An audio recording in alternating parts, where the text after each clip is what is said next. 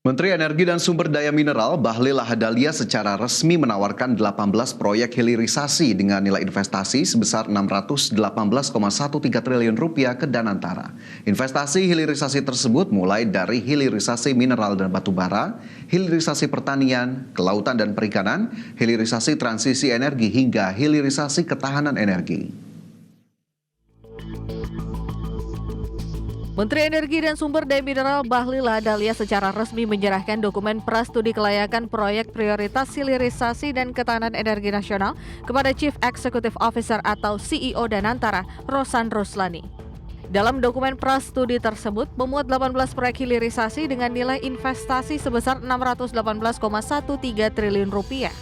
Menteri ESDM menegaskan, proyek-proyek hilirisasi tersebut terdiri dari 8 hilirisasi mineral dan batu bara, 3 hilirisasi pertanian, 3 hilirisasi kelautan dan perikanan, 2 hilirisasi transisi energi, dan 2 hilirisasi ketahanan energi. Menteri ESDM Bahlil menegaskan dokumen tersebut sudah melalui berbagai proses kajian yang melibatkan akademisi, pengusaha, dan mitra teknologi, Danantara sendiri sebagai pelaksana utama proyek. Kami sudah ada sekitar 18 proyek yang sudah siap pra-FS-nya, Pak Kepala Danantara, dengan total investasi sebesar 38,63 miliar US dollar atau setara dengan 618,3 triliun rupiah.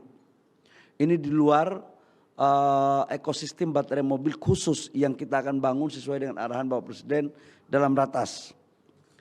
Yang berikut kami juga melaporkan bahwa dari 18 proyek tersebut, 8 proyek hilirisasi di sektor mineral dan batu bara, 2 proyek tentang transisi energi, 2 proyek ketahanan energi, 3 proyek hilirisasi pertanian, serta 3 proyek hilirisasi kelautan dan perikanan.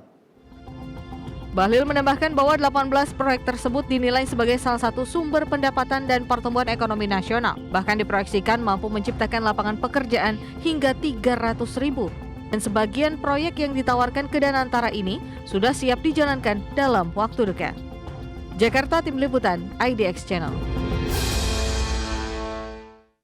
Sementara itu pemirsa, CEO Danantara Rosan Roslani menegaskan siap menjalankan tawaran investasi 18 proyek hilirisasi dari Menteri SDM Bahlil Lahadalia.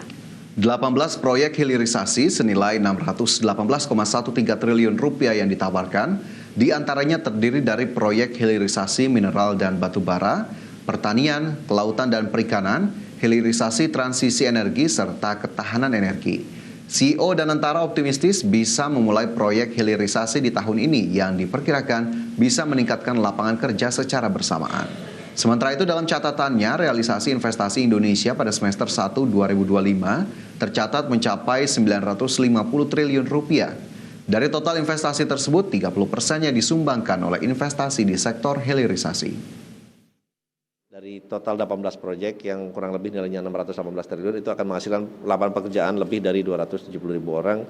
Karena salah satu tugas utama kita adalah bagaimana dalam setiap investasi yang kita lakukan itu akan memberikan atau menghasilkan penciptaan lapangan pekerjaan tentunya yang berkualitas. Dari investasi yang masuk di kuartal di kuartal kedua atau dalam semester, kalau dalam satu semester itu kurang lebih kontribusinya dari 950 triliun lebih itu mencapai 30%. Itu berasal dari hilirisasi. Sementara itu pemirsa, Komisi 6 DPR RI meminta pemerintah harus bisa memanfaatkan potensi ekspor produk Indonesia ke Amerika Serikat secara maksimal di tengah pengenaan tarif resiprokal 19%. Untuk itu, anggota Komisi 6 DPR RI Budi S. Kanang berharap industri dalam negeri bisa meningkatkan nilai ekspor ke negara Amerika Serikat. Di mana dengan tarif resiprokal untuk Indonesia sebesar 19% tersebut, maka Indonesia memiliki keunggulan komparatif dibandingkan dengan negara-negara pesaing Indonesia dalam memasok produknya ke Amerika. Peningkatan maksimal ekspor ke Amerika tersebut menurut Budi Kanang untuk mencegah neraca perdagangan Indonesia menjadi defisit akibat pemberlakuan tarif resiprokal 19%. Tercatat pada tahun 2024, neraca perdagangan Indonesia terhadap Amerika surplus 31,04 miliar dolar Amerika. Yakin ini akan menguntungkan perdagangan di Indonesia. Kita bernegosiasi bahwa kita mau ekspor kemana, kita mau berdagang kemana, ruang kita ada di mana saja, ini akan lebih luas lagi. Sehingga ini bargaining position kita akan lebih bagus, lebih baik, sehingga nilai tawar kita juga akan lebih tinggi daripada yang sudah-sudah. Kan gitu ya, dengan penurunan ini, dengan 19% dari 32, ini tentu saja keuntungan kita ya tadi, bargaining position kita. Menteri Keuangan Sri Mulyani Indrawati mengungkapkan, total nilai investasi Indonesia Investment Authority menunjukkan pertumbuhan signifikan sebesar 92% dibandingkan modal awal yang disuntikan pemerintah pada 2021. Menteri Keuangan Sri Mulyani Indrawati mengungkapkan capaian positif kinerja Lembaga Pengelola Investasi atau LPI atau Indonesia Investment Authority atau INA sejak didirikan. Hingga tahun 2025, total nilai investasi INA menunjukkan pertumbuhan signifikan sebesar 92% dibandingkan modal awal yang disuntikan pemerintah pada 2021. Menkyu menekankan bahwa INA telah dikelola secara profesional, independen, dan kompeten untuk menarik mitra investor global agar bersedia menanamkan modalnya di Indonesia. Sampai tahun 2025, kinerja INA cukup memuaskan. Modal awal pemerintah yaitu sebesar 75 triliun rupiah yang diberikan pada tahun 2021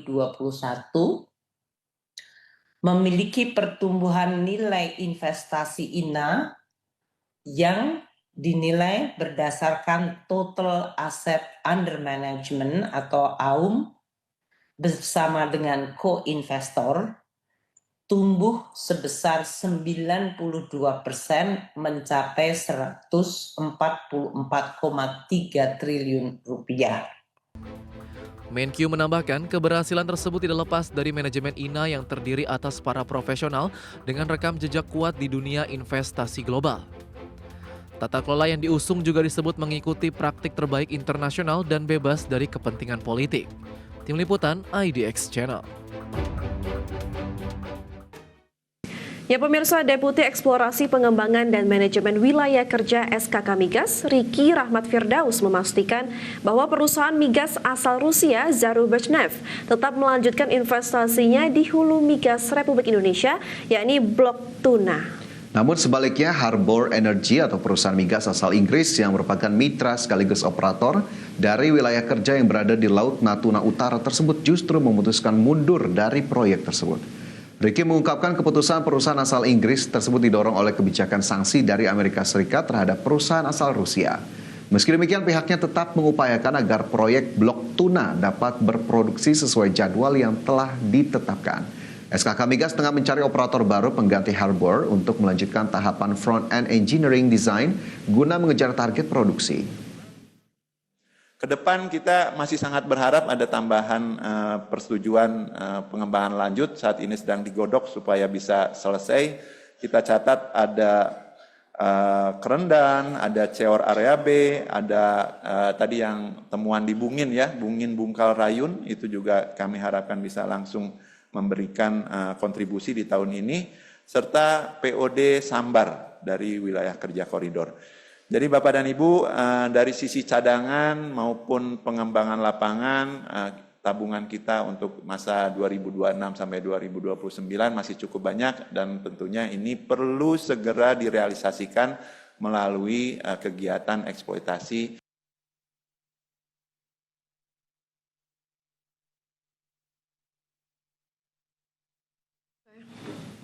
Pemirsa, Kejaksaan Agung menetapkan 8 tersangka baru dalam kasus dugaan korupsi Sritex. Dan informasi selengkapnya pemirsa kami hadirkan untuk Anda usai jeda.